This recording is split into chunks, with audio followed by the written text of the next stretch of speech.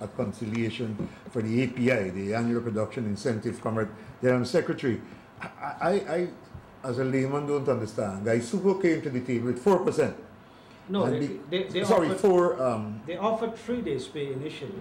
I see. And as a gimmick.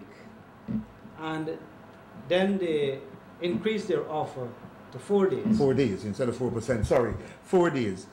What made them go down to 3.5? Because if you offer 4 days,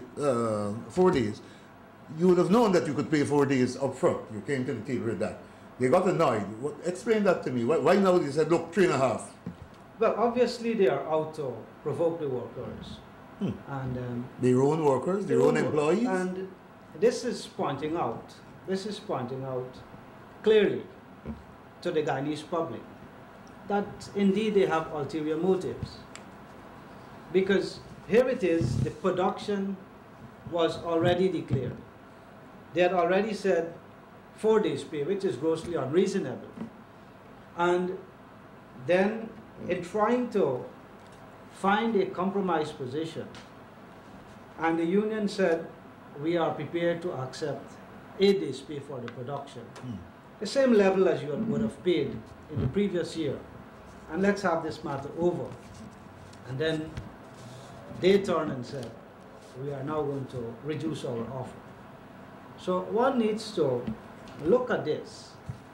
And I must point out to you, Comrade Fenty, that what we are asking for is not what had been paid over the years, say from 1991 or 1992, when workers had enjoyed 17 days pay, 16 days pay, 18 days pay, 23 days pay, 21 days pay, 19 days pay, 26 days pay, 19, 21, 23.5 days pay, 20.6 days pay, and in 2004, 21.72.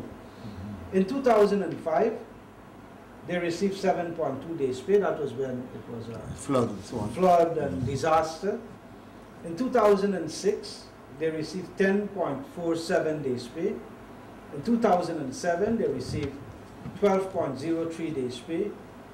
And as we pointed out, in 2008, they received 8 days pay for 226,000 tons of sugar, when you had a loss of 4 billion also. Here it is, in 2009, the workers performed better.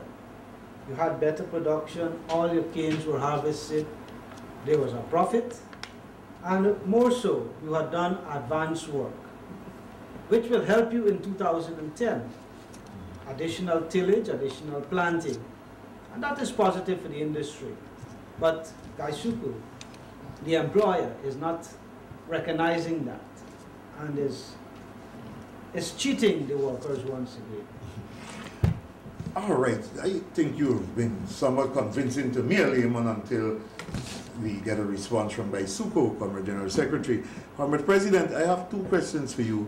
I know our wider viewership will want to hear your responses on this, and one is specific, one is general. The specific question has to do with what I see here in your narrative, your sequence of events, where you say here that, look, January 12, 2010, the parties presented their respective cases as to how many days one should get to determine the API, which is now the bone of contention. And you have a line here which says the corporation advised that it produced 733 tons of sugar for 2009, down from 234 and 3 tons, which was communicated at the previous meeting. The corporation explained that when the final production figures were being tabulated, Skeldon Estate could not account for 267 tons of sugar. Now, that wouldn't be the union's fault. Certainly you would have a comment on this missing tons of sugar, because they're using all of this as part of their case to give less days. Yeah, they have informed the union, and they give us individual estate number. Breakdown. Confirming that they have made 234,003 tons of sugar. A few days after, they came to us and said, we want to inform you that we have made 233,735 tons of sugar. There is a deficit of some 267,000 tons. When you look at it at today's price,